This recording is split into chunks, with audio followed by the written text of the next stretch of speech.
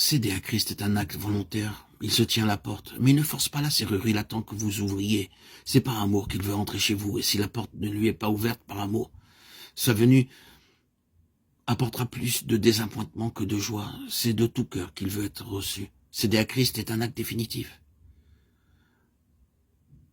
Si votre don est tel qu'il doit être, il n'aura pas besoin d'être renouvelé. S'il accomplit sincèrement, il l'est pour le temps et pour l'éternité.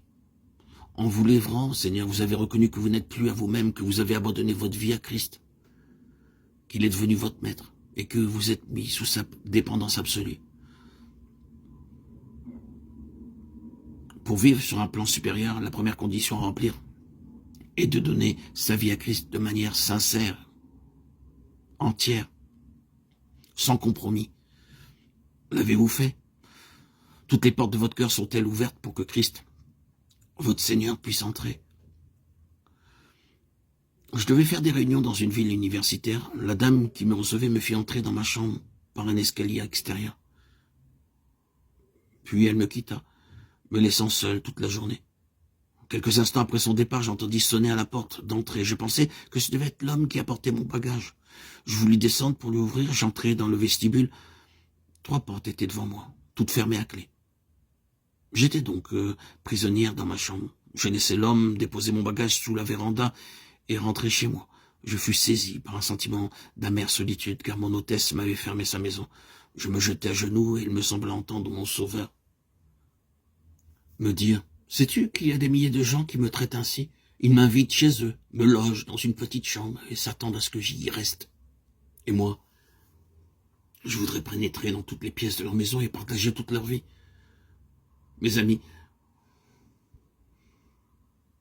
frères et sœurs en Christ bien-aimés, quelle chambre avez-vous donnée à Jésus? Y a-t-il chez vous des portes fermées à clé? Le Seigneur a-t-il essayé de pénétrer dans la chambre de votre vie réservée aux amusements, aux joies de la famille? Et a-t-il trouvé la porte verrouillée?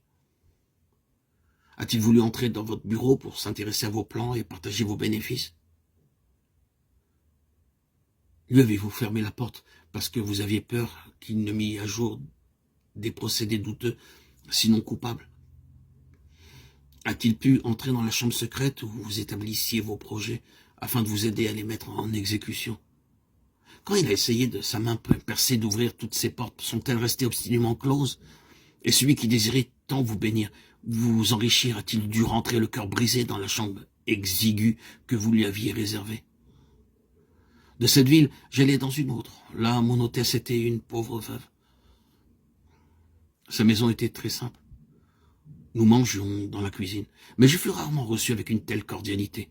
Elle faisait son possible pour rendre mon séjour agréable. Le premier jour, elle me dit « Miss Paxson, ma maison est bien simple, mais elle est tout à votre disposition. Allez où vous voulez, faites tout ce que vous voulez.